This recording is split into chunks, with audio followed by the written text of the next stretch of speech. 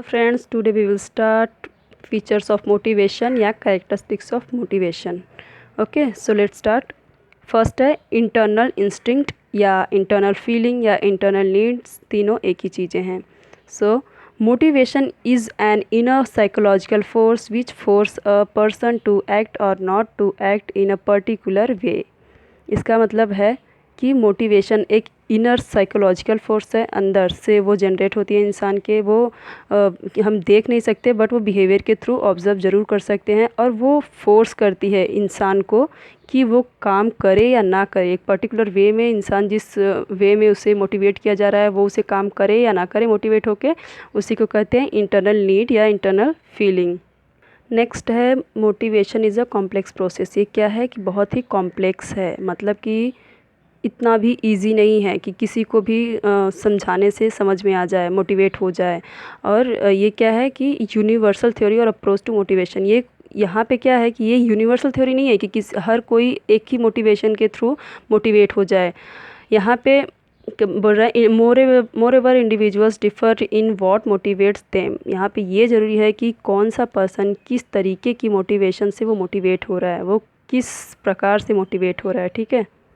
Therefore, a manager has to analyze and understand variety of needs and has to use variety to process. जैसे कि एक manager जो company का होता है उसे ये समझना चाहिए, वो उसे एनालाइज करना चाहिए कि कौन सी वैरायटी से कि मतलब कि जो कंपनी का प्रोसेस है वो किस तरीके की ज़रूरत है, उसे क्या ज़रूरत है और कौन सी ज़रूरत से वह कंप्लीट हो सकता है और वो क्या अप्लाई करे, और किससे जो एम्प्लॉयज़ हैं उनको किस तरीके से मोटिवेट किया जाए, कौन से एम्प्लॉय को किस तरीके से मोटिवेट करना है. ये सब एक मैनेजर को समझना चाहिए, क्योंकि हर कोई जैसे एक पर्सन है उसे एक बार अगर कुछ उस टारगेट दिया गया और वो टारगेट को अचीव किया और उसे कुछ प्रमोशन दिया गया, तो ज़रूरी नहीं है कि उसी प्रमोशन या जो उससे जो भी रिवार्ड दिया गया उसी से वो दूसरी बार संतुष्ट हो सकता है, दूसरी बार उसकी नीड कुछ और हो. ठीक है. नेक्स्ट है motivation is a psychological concept. ये क्या है? एक मनोवैज्ञानिक कॉन्सेप्ट है. तो it is based on human needs which generate with in an individual.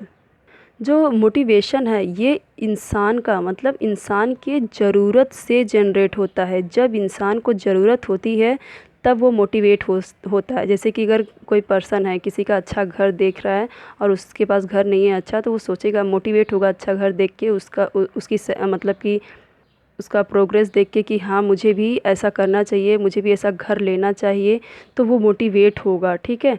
Needs are feelings in the mind of a person that he lacks certain things.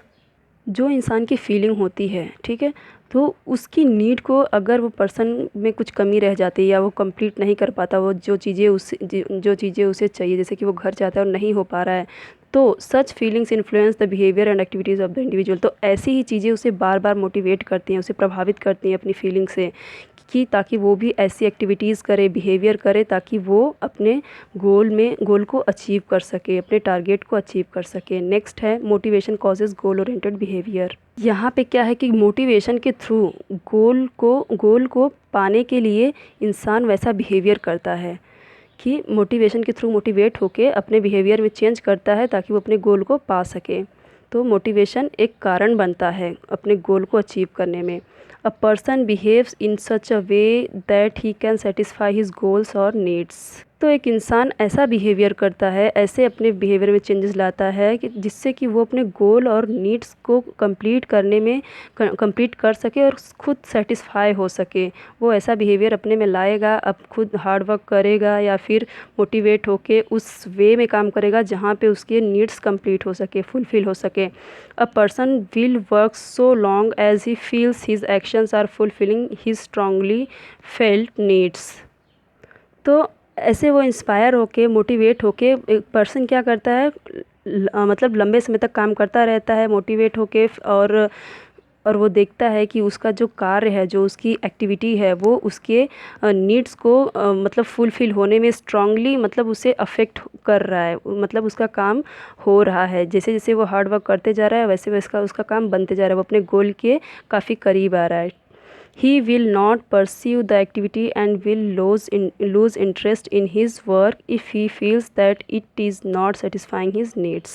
अगर वो काम करते करते उसे लगा कि उसकी नीड्स काफ़ी कंप्लीट हो रही हैं और धीरे धीरे वो थोड़ा धीमा पड़ गया और उसने अपने काम को आगे बढ़ाना ज़रूरी नहीं समझा, तो धीरे धीरे वो क्या होगा, उसका इंटरेस्ट उसमें से लूज़ हो जाएगा, धीरे धीरे उसका इंटरेस्ट नहीं रहेगा उसके काम में। और फिर क्या फील करेगा वो कि वो अपने नीड से, अगर वह अपने कार्य से, अपनी इच्छाओं से संतुष्ट नहीं होगा तो वो धीरे धीरे उसका उसमें इंटरेस्ट कम हो जाएगा। लेकिन अगर जैसे जैसे वो ग्रो करता जाएगा अपने एफ़र्ट से, तो वो उसमें उसका इंटरेस्ट बढ़ेगा। लेकिन अगर नहीं होगा, काम धीमा कर देगा, तो उसमें उसका इंटरेस्ट कम हो जाएगा।